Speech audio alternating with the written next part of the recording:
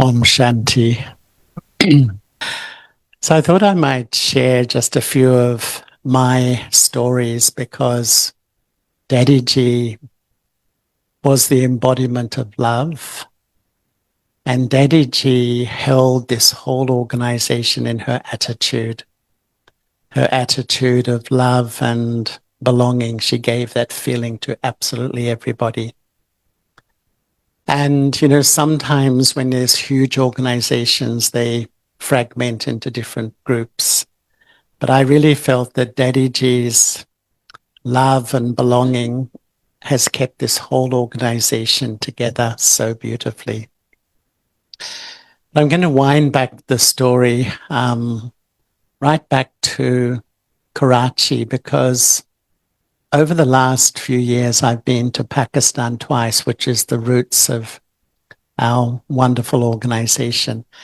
It really moved me so deeply because I actually went to Pakistan to attend an interfaith conference. And I was taking leave from Daddy Janki, and Daddy was getting some toli for me. And she said to me, "Where are you going now?" And I said, "Pakistan." And Daddy was very lost in getting her toli. And suddenly she went, "Pakistan? Take my soul with you." Because the feelings of the beginning of the yagya. And I went to Brahma Baba's home, and a magnificent home, because Brahma Baba wasn't allowed to live with the Kumaris. The courts wouldn't allow that to happen. And Baba lived about 2.5 kilometers from Kunch Bhavan, where Mama lived with all the Kumaris. But I got an amazing feeling in Baba's home, and then we went to the port where they went to India and Clifton Beach, all the sort of significant spots. But I went to Kunch Bhavan, and Kunch Bhavan is a huge house. You can't imagine. And this is when they moved. There was some upheaval in Hyderabad, so they moved to Karachi.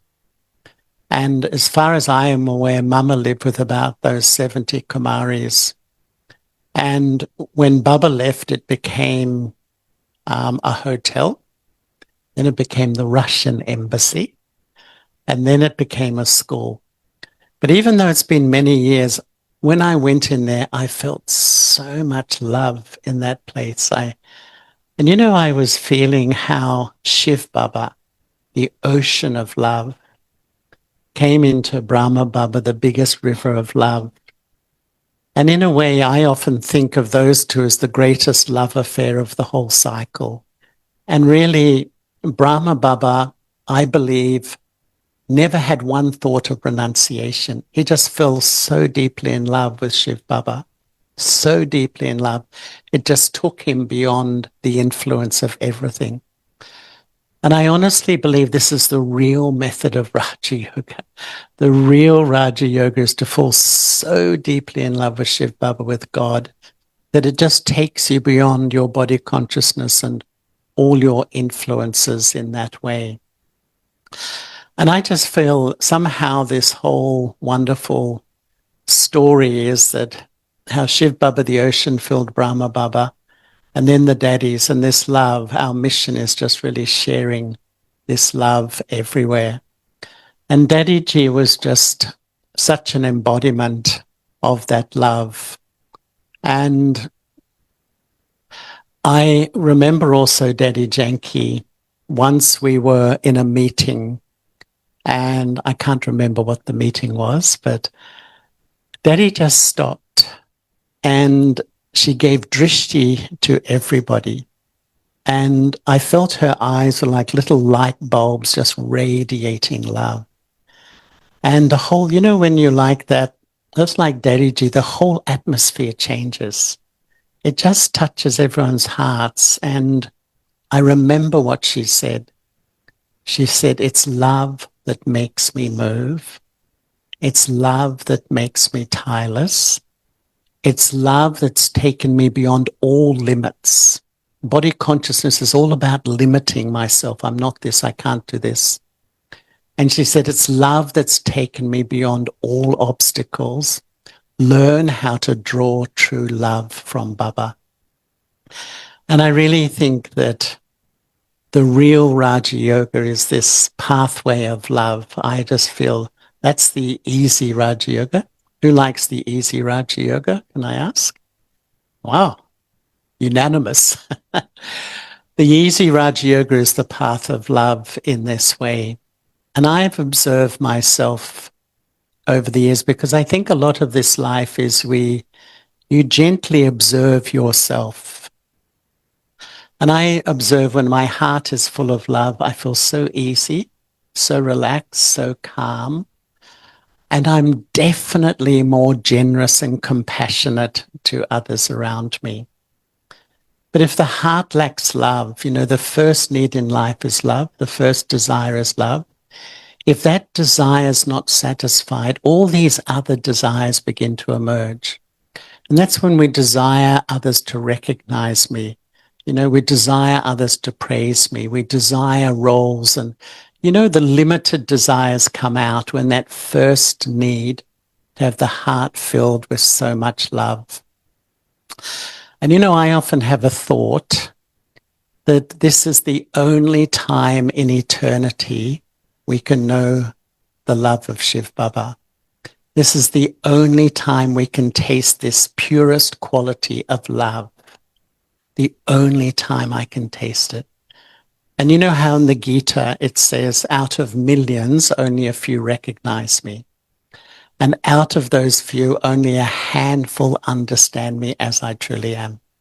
I often think, we've all recognized Baba, but have I really recognized the quality of this love and how embedded in that love is maximum spiritual power?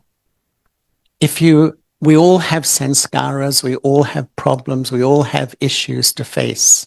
Where do I get the strength? Where do I get that deep, deep willpower or determination not to return to my negative thinking and my old fears and my self-doubt? It's Baba's love, which is really, I feel, the great power. And for me, I think that I love everything natural in my life. I'm sure everyone else is the same here.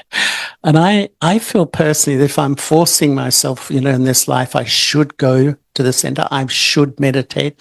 I have to, that language. Who likes that? Does anyone like that? I feel we're still doing bhakti. We're still on the path of devotion. And really, what is the most natural thing to all of us is to fall in love. It's something we don't have to learn. It's a part of our DNA. And really, my feeling of this life is that what happened with Brahma Baba, what happened with Dadiji, they just fell totally in love with Shiv Baba. And when you naturally fall in love, what do? You naturally remember. You're not thinking, oh, I forget, Baba, I forgot, like I should, I must, I have to. You naturally remember. And when you naturally remember the one who's incorporeal, egoless, and viceless, what do you become? You naturally move in that direction. So transformation naturally happens. And when you naturally transform, then you naturally serve, mainly by who you are. You serve through your face and your vibrations. Where does it begin? It's falling in love with Shiv Baba. At the heart of this life is really the life to fall in love with Baba so deeply. And really, I had so many experiences of Baba's love. And one of them was with our Dadiji. It is her day today. And I can't remember, I may have mentioned this in the last few days, but I actually came to New York in 1980 with Didi Manmohini, who was the co-head of the Yagya. And Didi also was incredibly loving. And if anyone couldn't meditate, they'd just stick them in front of Didiji. And her drishti would take them beyond. She was extraordinary. And on the way back from New York, I stopped in Madhaban. And one morning in the meditation hall, Daddy Prakashmani, she was reading the Moli. And if you've ever been in Daddyji's Moli, it was very entertaining. And all the Daddis had come from around India. And there wasn't a scheduled meeting with Baba. They had come for a meeting. So she kept reading a few lines and she'd say, look, all of Baba's lovely children are here. Baba should come and meet you. And then she'd read a few more lines.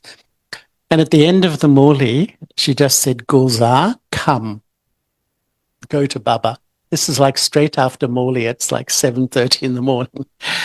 And Daddy Gulzar, if you know her, is just so humble. I don't think I've ever met a more humble human being. And so she came up the front and she went into trance and Baba came just spontaneously.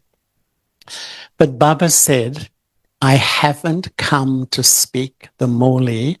I've come to fulfill the love of the children. And each one of them came up into Avyak Bapdada's lap. I was sitting right in front for 2 hours watching. And they all came and lay across Baba's lap. And Baba stroked them and patted them and hugged them. And you know, as I was watching, I just thought, how did these souls become great? Because Baba filled them with so much love that they didn't have a pull to the world, pull to body consciousness. They were just pulled by that love. And to me, that's really what the true Raja Yoga is about. It's really learning that no soul is as lovable as Shiv Baba. You know, Baba is so attractive in that way. And I remember even a few times in the early days when we had personal meetings, how Baba knows he's like the supreme surgeon. He would massage sorrow out of the hearts of souls, you know, because we all come to Baba with many stories, don't we? Life has been very challenging. And I remember once Baba was taking leave and it was in the meditation hall. So he'd met and it was late at night. And then when they begin to feed org, and when they feed, after they feed Borg, then Baba takes leave and he used to give drishti to everyone before he would go. Sister sitting absolutely in the back corner of the meditation hall. And Baba picked up a feeling that she wasn't happy. And Baba called her from the back.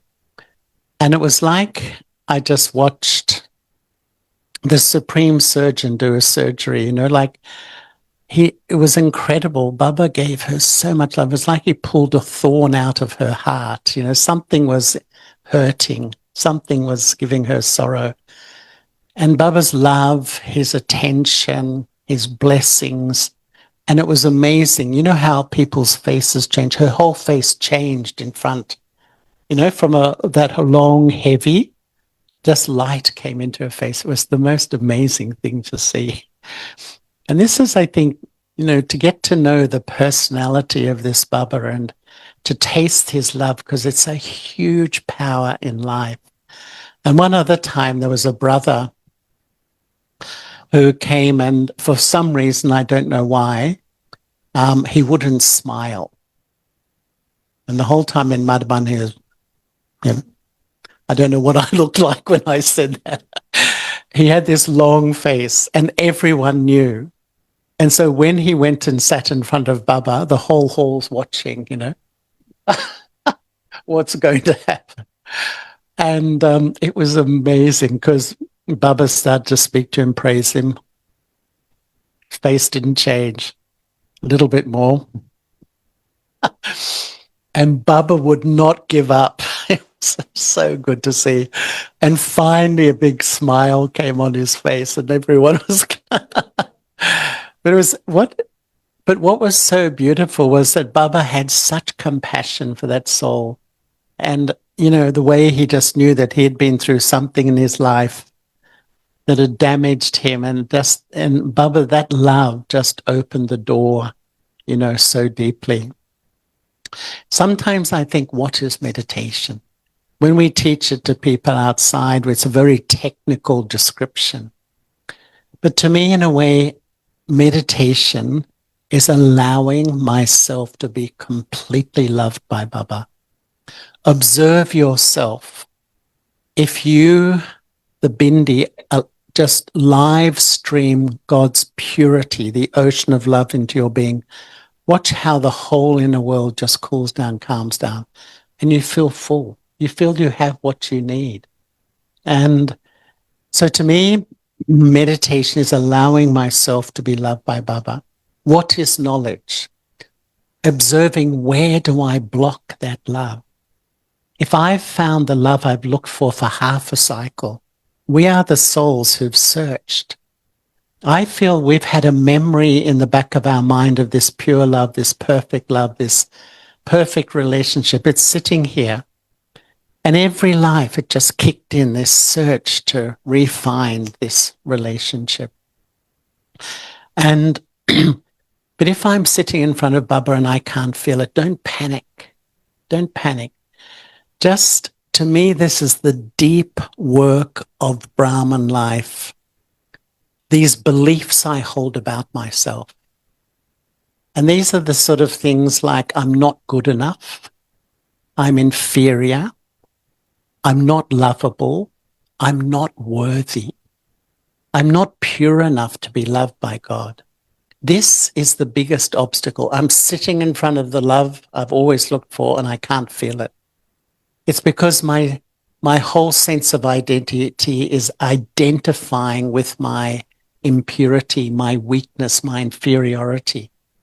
And this is the deep work to remove these beliefs, these deep beliefs I hold about myself, so that I can really allow Baba's love in, because it's that which really begins the deep healing process in this life. You know, the real transformation where something really shifts on a very deep level. And once I had the fortune to go and stay with Jagdish Bhai, who was our senior brother of the Yagya. Who knows Jagdish Bhai? And I went to Shakti Nagar in Delhi. He used to live there. And I said to him, Jagdish Bhai, I'd like to talk to you. And he said, okay, but I'm busy. I've got half an hour. Anyway, for 4 hours we talked. And it was a conversation I'll never forget. He was very frank. He was very open. But one thing he said, which has always remained with me, and I do share sometimes, he said, the cycle is a love story. And the golden age is like a world of love. And this is why we are so idealistic about what love and relationship should really be, because it's programmed here. And in this life, when it's not like that, we doubt ourselves. Why are my relationships like this when they should be? The memory tells me I can be a lot better.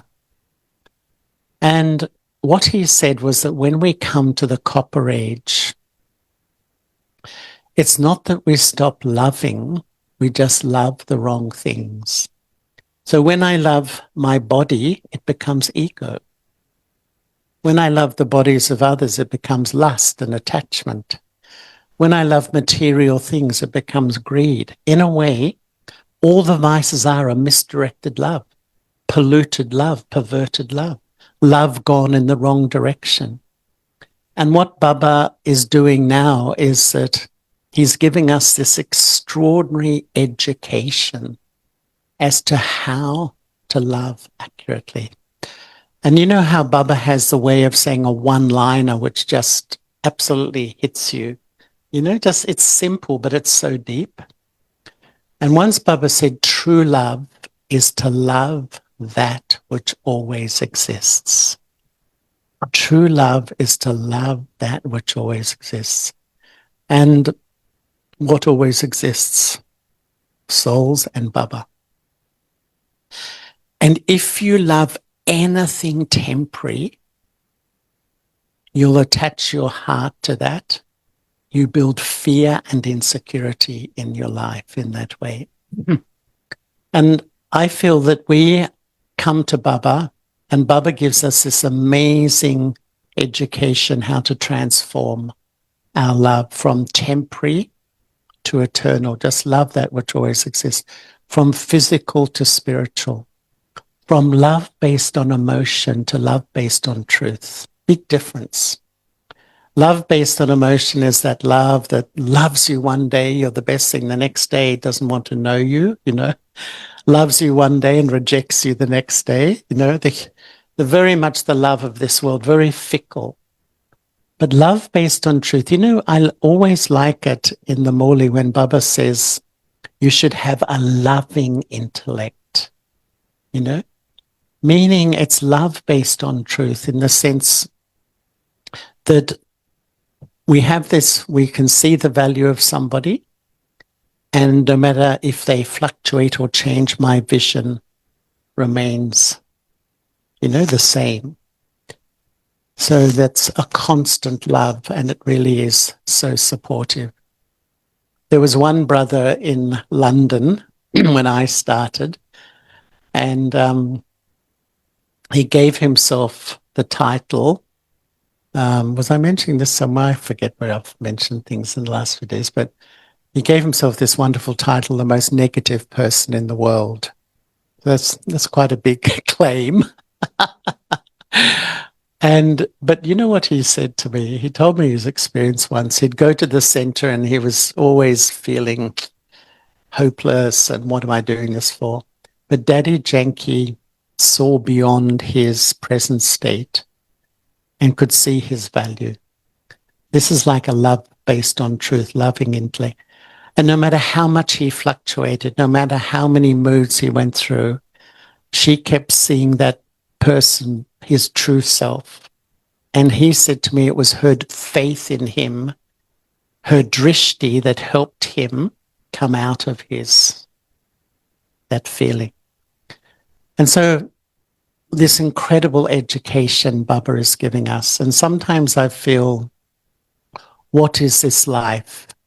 In a way, all this life is just loving the right things.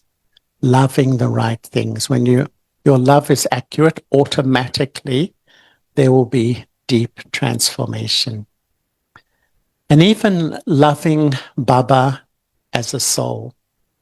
Because that's a big change for all of us, because all our relationships have been through our sense organs. We see each other, we hear it, we communicate. But to have a relationship, a real relationship with one that doesn't have a body, it's like a whole new education for all of us. And I heard this story that in 1968, Baba had a seminar on remembrance in the history hall in Pandav Bhavan. And he was asking them all how much they remember Baba. And all the daddies were there. And when it came to Daddy Prakashmani, Baba said, Daddy, how much do you remember Baba? And Daddy said, 1 hour a day. This was 1 year before she became the head of the yagya. Baba praised her for her honesty, because Daddy was really honest, incredibly honest. But in a way, I think sometimes I feel there's two types of love. There's a sort of a devotional style love, an indirect love, which is a love based on a belief. And often I'm just in love with the idea of who Baba is. And the second one is a direct love, which is like a spiritual love, which is the love of a yogi, where I really become the bodiless soul and I learn how to absorb myself in Shiv Baba.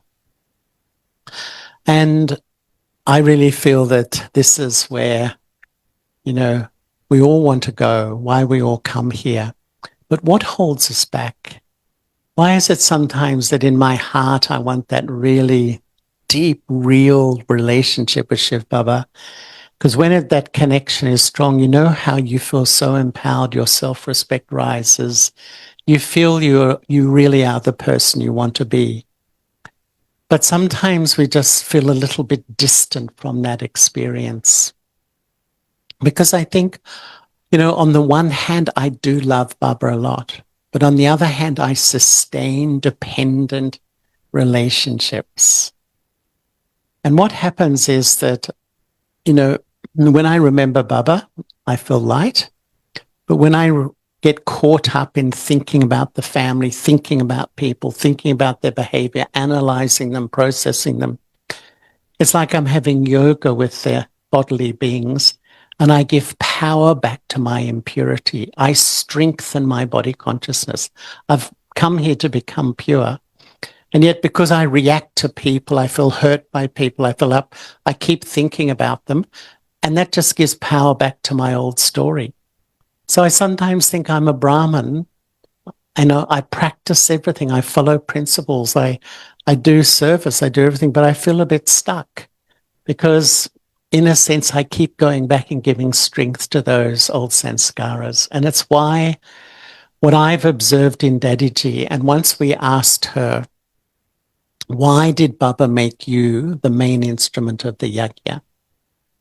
And, in 1969, straight away she said, because I had all relationships with Baba from the beginning.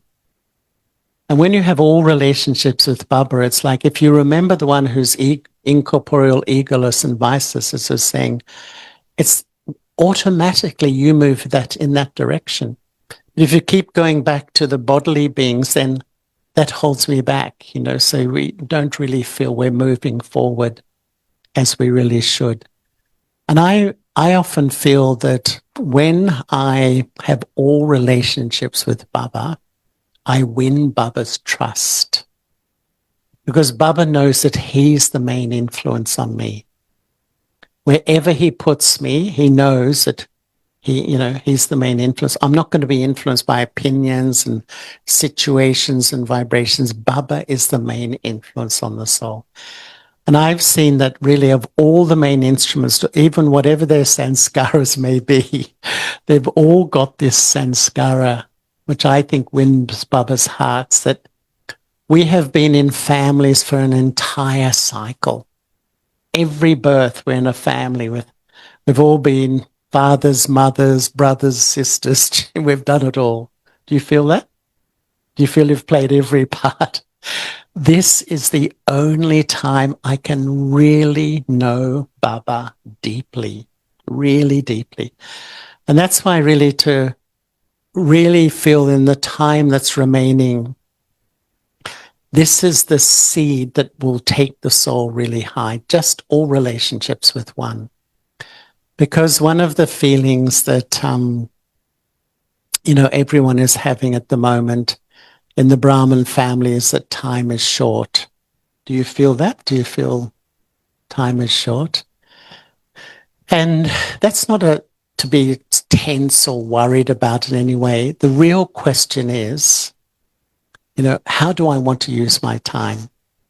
Because I have a feeling that there'll be a time when we'll realize that the world is going to change quickly. And the thought will come, I knew Baba. How did I use my time? I knew God. I knew the truth. How did I use my time? I feel that's an account we are all going to have at some point of time. And really, ultimately, what's at the heart of this life? For me, sometimes I think, why did I come to Baba? Why did I start? And if I really look at it, is to transform myself and become pure.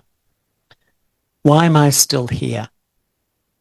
It's the same answer. What is the method? Remembrance, remembrance, remembrance, remembrance. Sometimes I think the one soul that is never influenced, the one soul who retains all truth, what is his main advice to all of us every single day? Do you think this sometimes? Have you ever heard a Murli when he doesn't say, children, remember me? Has there ever been a Murli? And to me, it's the main advice from God Almighty. And it's like we absorb the ocean of knowledge for one thing, just to keep my intellect with Baba. This whole study is really, the whole essence is to live my life, and wherever I do it, with the aim to keep the subtle thread of my intellect with Baba, no matter what I do. And I think many of us I feel sometimes that I love Baba. I follow the principles. I really love being a part of the family. I do service. But have I done the work in remembrance? What do you feel? Who feels they've really done that? I'm looking. Maybe I should get better glasses or something. We all feel it, right? Even when I spoke to Jagdish Bhai, he said to me, I've written 100 books, I've done this, I've done that, but I haven't done that real work. And that's ultimately to do that. And I've thought a lot about it. During COVID, I decided that I had more time to really look at myself spiritually. And I really decided that's what I wanted to learn, is to improve remembrance. And what I've always found fascinating is that Baba never uses the word meditation. And about a week ago, he said using the word yoga is wrong. Do you remember in the Sakamuli? It's wrong.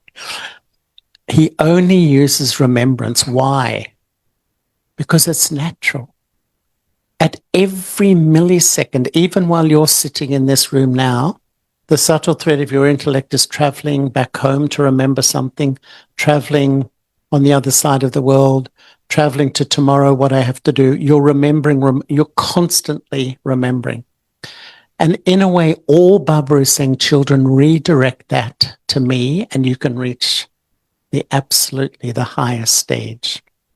And what I began to observe is that in a millisecond, in no time, that when we remember, three things happen. First, the subtle thread connects with a thought, a memory, something I have to do, a person. The instant I connect, I'm influenced by what I connect with.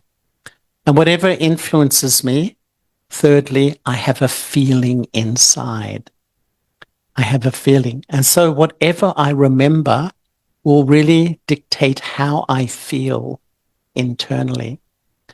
And so I began, when you think that in your experience, if you're even sitting here now, remember a family member at home, and you have a really close relationship, really loving, the instant the subtle thread touches that family member, that love kicks in, you're influenced by it, you just feel very relaxed and easy. But if you remember someone you're in conflict with, you're not getting on, there's differences. The millisecond your thread touches them, the mind starts to overthink, you feel agitated, and what happens to your stage inside? And in a way, this whole study, the whole of this life boils down to really focusing or paying attention to what I remember. Because sometimes the account is so strong. I know, you know how sometimes we know if I remember a situation, a past memory or a person, it makes me miserable. It'll make me unhappy, but I haven't got the power to stop. You know how sometimes the mind starts to think? And I know when I go down in that place, it's a dark place and it will make me miserable, but I haven't got the power to stop.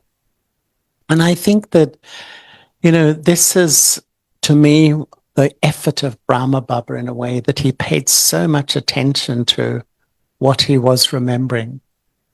And I sort of feel that in a way, when I remember Shiv Baba, what am I doing? The subtle thread is connecting with the purest vibrations, the purest love, truth. And it's like I'm influenced by that, and I live stream Baba's vibes into my mind. That's almost, once I do that, I feel sustained. That's my experience. I feel completely full, and I feel that when you live stream those highest vibrations, it sustains me. It sustains the atmosphere around me. And it sustains the people who are close to me too. It's almost like your mind's like a perfume coloring the atmosphere. when I'm under the influence of Baba, the perfume of love and closeness just colors the atmosphere. That was Daddy Ji. Her mind was like a perfume that uplifted absolutely everybody. But if my mind is constantly caught up in people, I'm just constantly thinking, analyzing, processing, questioning people, their behavior, the situations, then it's like that's where the subtle thread of my yoga is going, the remembrance.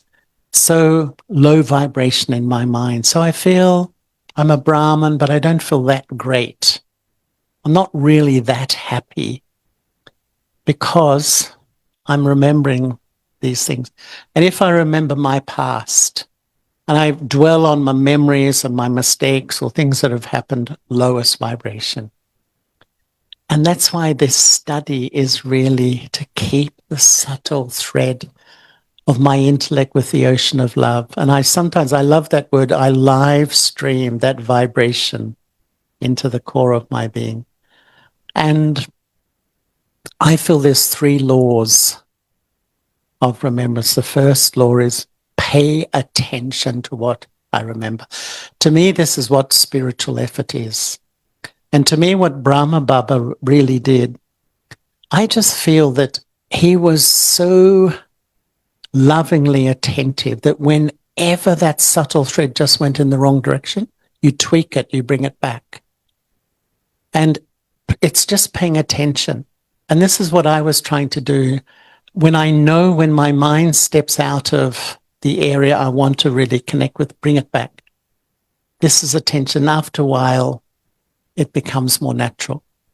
So the first law is pay attention to what I remember. The second law, whatever I remember will influence me. It's like I come under a subtle shadow of another person's influence. It's like a subtle karma.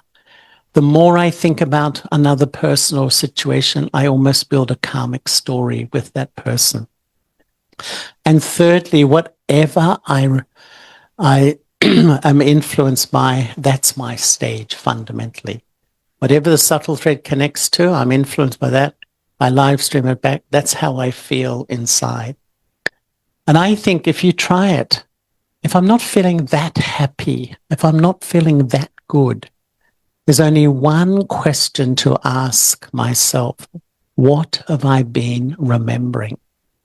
What have I plugged my thinking into? And you'll notice when you dwell on a problem, dwell on a mistake, dwell on a bad behavior, watch where your stage goes. And this is our study, to live in this world. And look at our world. I mean, look at our world. It's a crazy world, isn't it? And really getting crazier by the minute. And yet Baba gives us this, children, just keep the subtle thread. And that's our journey in that way. And I remember one thing that really inspired me, which I often mention, is when Baba was meeting Daddy Nirmala Shanta, who's his Lokik daughter as well. Who's met Daddy Nirmala Shanta? She was so lovely. You know, she had such a sweetness. Just when you stand in front, you'll just smile. There's just such a sweet fragrance from her. And Baba gave her drishti, and Baba was giving her drishti, and Baba said, "You're busy, aren't you?" She nodded, "Yes, Baba." Baba gave her more drishti, and then Baba said, "You're very busy, aren't you?" She said, "Yes, Baba." And then Baba said something which I loved. He said, "Many drops make an ocean. Many drops of remembrance throughout a day make an ocean of remembrance." And in a way, that's the life of a karma yogi, that we're all busy. We all have to focus on things. And what I began to do is really practice to collect the drops. But Baba then went on and he said to her, he gave her practical things. He said, when you finish a meeting and you walk down the hall, remember Baba. When you go to get a glass of water, remember Baba. You know those little moments throughout the day, remember Baba. And so I began to practice that. And what I noticed is that, you know, when you meet somebody, when you walk away, generally you start to process what they said or how you felt. So we spend all our spare time when I could be going there, processing life, analyzing my feelings, analyzing a situation. You know, this is the habit of the intellect. And really, sometimes even Baba says, make remembrance a habit. So if I really create this sanskara, you know, in psychology, they say, do something 20 times, it becomes a habit. Personally, I think if you do this 2 million times, it'll become your habit. You know? Go to Baba, rather than this incessant analysis. We do have to process things, but we can do it quickly. Because when we collect those drops, we feel strong. We start to take back our sense of spiritual power and take back my sense of self-respect. Because Daddyji, you know, and I'll finish after I say this, and if anyone wants to ask or ask a question, you're most welcome. You know, when Brahma Baba left his body, he summarized his 32 years of efforts in those famous 3 words: incorporeal, egoless, and viceless. But when Daddyji left her body, I was there. All the Borg messages, mainly through Daddy Gulzar, the same thing came up again. The Daddy's formula that took her to where she was self-respect and respect. Daddyji lived in complete self-respect and gave respect to everybody. And I remember once Baba said, you know, when you live in self-respect, you can respect everyone. When you have your self-respect, you will be humble. Actually, she was so humble. You know, what is the sign of someone who lives in a sense of self-value and dignity? They're always humble. And when you have self-respect, you will be loving and everyone will love you. This is what Baba said. And really, that was her formula that took her forward. And I really love it because we're all unique. We're all on the journey, but we all have different specialties. But Daddyji just lived in so much self-respect. I even remember once I saw someone being incredibly rude to her. And I could just see it. She did not absorb 1 ounce of it. She didn't absorb it. Our habit, isn't it, to absorb disrespect or insult? When I could see, it just went straight past.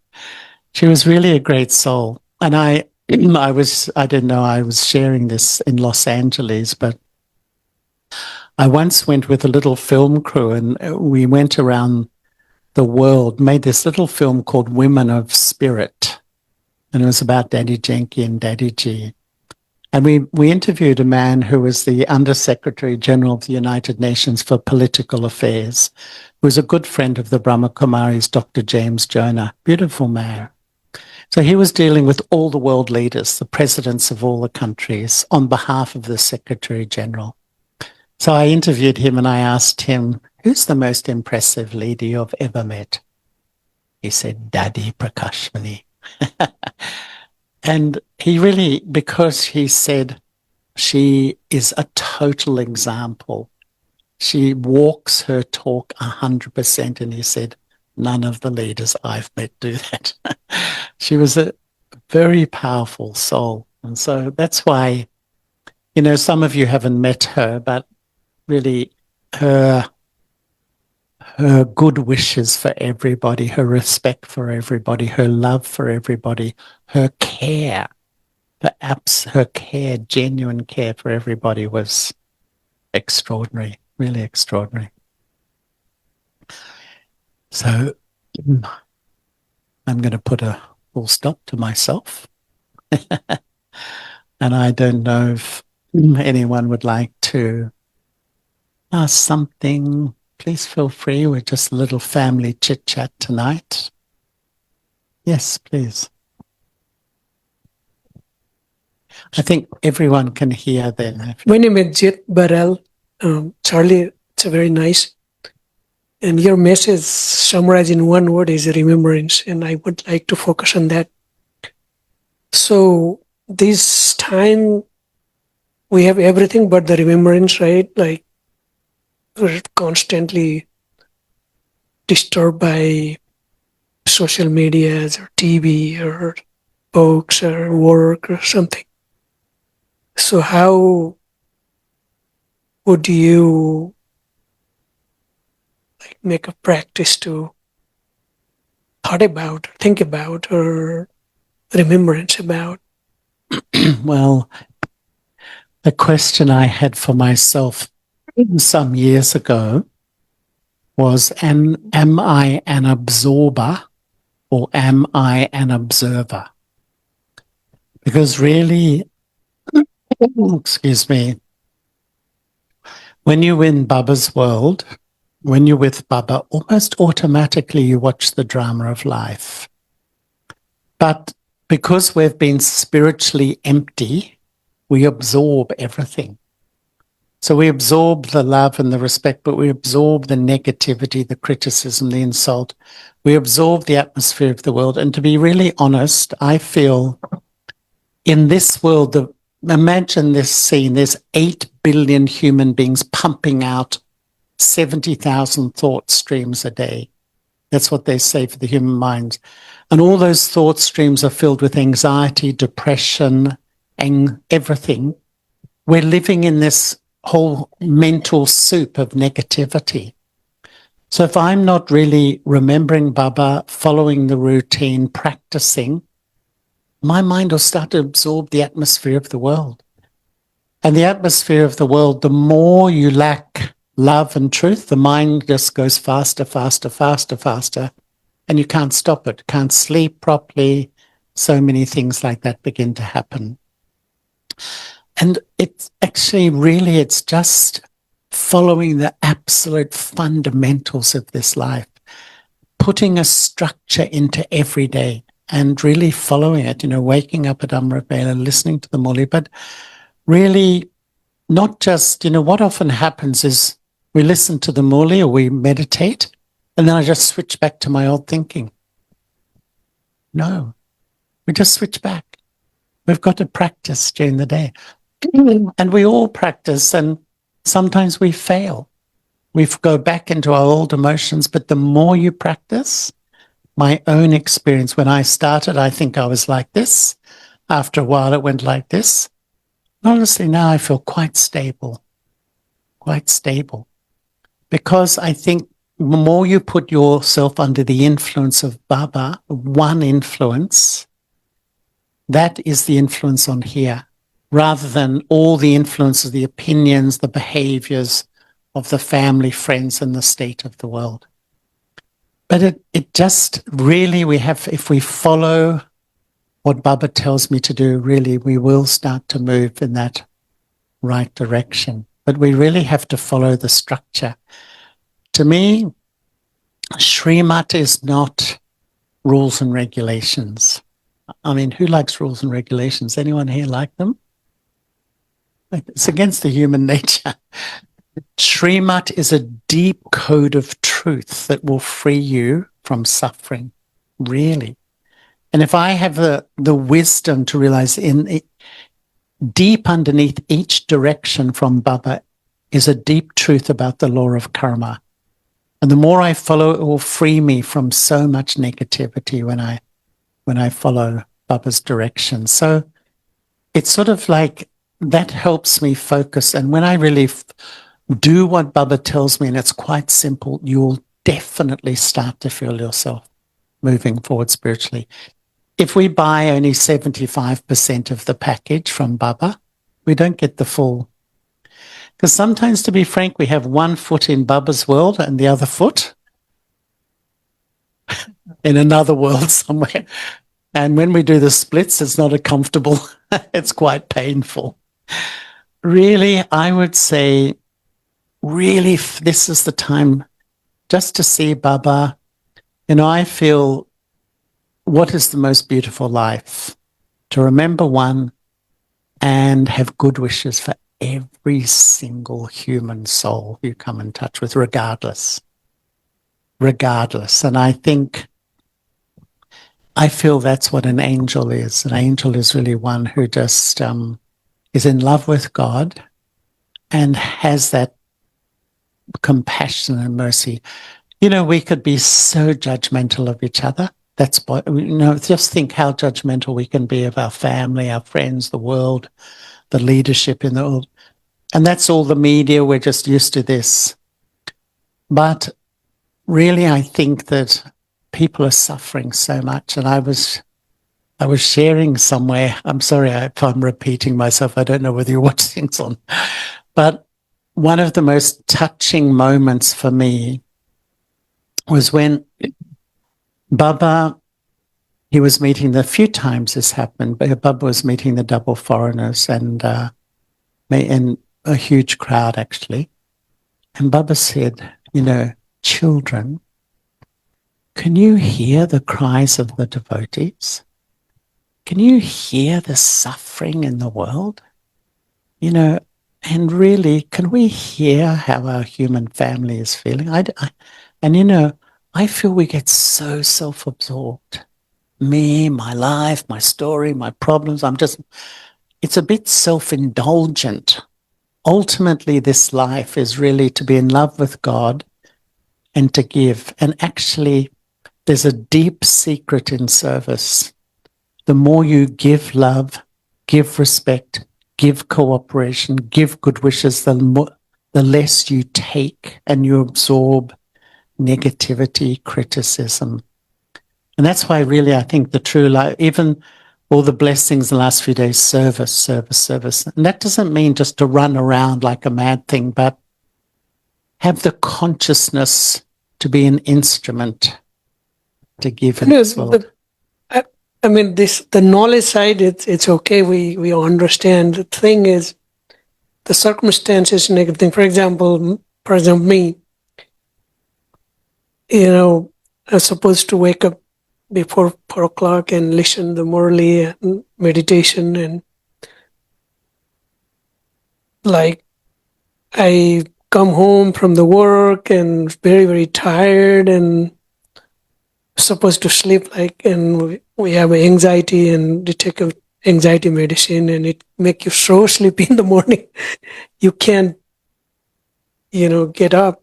It's like, end of the day, it becomes like, one of the to-do list kind of thing. So my question to you was, it's not, I don't know about it, but how you overcome this and then focus on this one thing that is remembrance to Baba. You know what I'm saying? Yeah, it's actually, anyone can do it. Anyone. It's just that sometimes I think, I've found Baba. You're a Brahman. There's no greater fortune in life. And if I follow that fortune, it cancels out all the petty problems. But often we focus on the little misfortunes of life, all the problems, all the difficulties, and that cancels out the wonder of finding Baba in a way. Because we just, really, if you just make a decision in your life just not to let your mind just chronically go to what I have to do, what's happened, what's this shouldn't happen, and really just give yourself time and follow Baba's, I will guarantee it will start to shift you and you'll feel less anxious, etc. Because we get into a cycle and it's like starting a new cycle. Really try it. It's a really difficult world. What you just described is the state of most people, feeling in this cycle of anxiety and worry. But we say we know the knowledge, but do we really apply it and experience it? Because once in 1985, Baba got us to do the course again. Baba told all of us to do the course again. You know what he said? You know the knowledge, you believe the knowledge, you teach the knowledge, but you don't experience the knowledge. And this is what this life is about, converting what I know into what I feel. And that's the quest, I think. That's when knowledge is power. Otherwise, we're like a bucket. We know it, we preach it, We can be, it's easy to be a Brahman bucket, a devotee. It's very easy. But to really apply it and live it, and that's when you get all the benefits. And you can do it. Anyone can do it, really. If you just made the main focus of your life, you just say for 3 months or 6 months, I'm absolutely going to do it. You wait how you feel. And once you get into the groove, it's like fitness. Once you start, it's painful. But once you get fit, you're away. You're okay. Yes.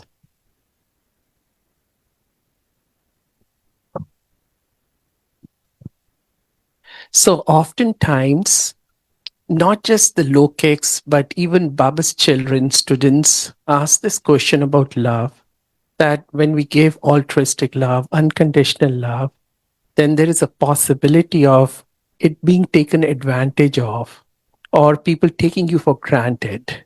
So just wondering what your response would be to that question. The thing, sometimes this question comes around humility as well, that, if you're too sweet and gentle, but it doesn't mean that you can't be strong and have boundaries and things like that too. But I feel we should always do everything in a gentle way, a soft way, because the beauty of life is to be loving, the highest experience. Because if you hear Daddy G and Daddy Janki, both of them used to say that when you that in their lives are full of blessings, because when you give love and respect genuine, what do you get back? 98%. And that gives you so much enthusiasm, so much spiritual power. So I think it's more a alokik love. That context you talked about can be like that. But this alokik love is very powerful. And even with non-BKs, most of them feel your blessings for them through your mind and your face. Your face tells a lot. And they give you love back. It's as a blessing too. Daddy Janki once said something like, her progress was 50% Baba, 45% the blessings of the family, and 5% her effort. We all know Daddy would say things like that, but blessings. And Daddy Prakashmani, she used to say, I never do one action that I will lose those blessings from the hearts of another. They're very precious. When someone's heart offers you clean love, pure love and goodwill, that's one of the most precious things you can get in life. I often feel if the heart is full of love, you feel quite satisfied. You don't need anything, actually. You don't need material things. You don't need big cars, big houses, big names, big titles. And that's how really why, you can live absolutely simply when you have the wealth of pure love and divine love in that way.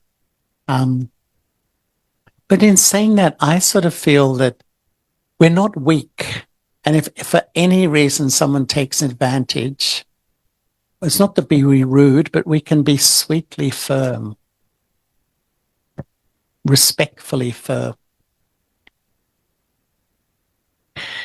Anyway. Oh, continue. I thought you were coming to wind us up. I don't know whether anyone else has a question, or shall we? Yeah, you mentioned, brother, that your stage, it took some time for you to bring yourself to that stage of stability you were like fluctuating and then you reached to that stage of stability. So can you please share what extra effort you made to reach to that stage where now there is no fluctuation in your stage and you are completely stable? Well, maybe I should rephrase that. I wouldn't say completely, but it's pretty good, like it's pretty stable. It's quite simple, I feel. There's two things mainly. It's just maintaining the daily practice, never ever stopping, just keeping the daily practice, but mainly that I put myself under the influence of one. Because I feel from the beginning of the Copper Age, we put myself under the influence of societies, cultures, teachers, gurus, parents, families, hundreds of things, and look where it reached. And really, what does it mean to really follow Baba?